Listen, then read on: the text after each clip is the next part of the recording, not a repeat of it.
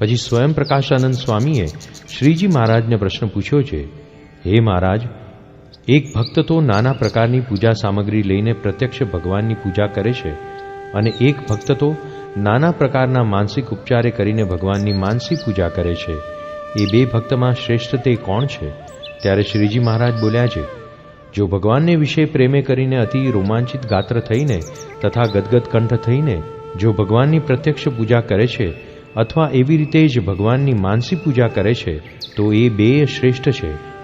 અને પ્રેમે કરીને રોમાંચિત ગાત્ર અને ગદગદ કંઠ થયા વિના કેવળ શુષ્ક મને કરીને પ્રત્યક્ષ ભગવાનની પૂજા કરે છે તોય ન્યૂન છે, અને માનસી પૂજા કરે છે તોય ન્યૂન છે. ત્યારે સોમલે ખાચરે પૂછ્યું છે, એવી રીતે જે પ્રેમ મગ્ન થઈને પ્રત્યક્ષ ભગવાનની પૂજા કરતો હોય અથવા માનસી પૂજા કરતો હોય તે ભક્ત કયે લક્ષણે કરીને ઓળખાય?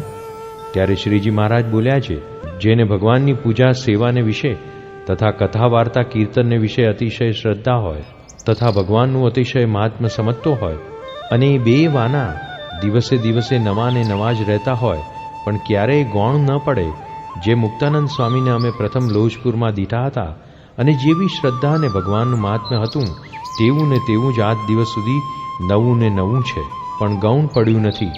એ બે લક્ષણે કરીને તે ભક્તને ઓળખવો. જય સ્વામિનારાયણ દયાળુ. આપને આ વિડિયો પસંદ આવ્યો હોય તો અમારી ચેનલને સબસ્ક્રાઇબ કરો, લાઇક કરો અને દરેક સત્સંગીઓને શેર કરો.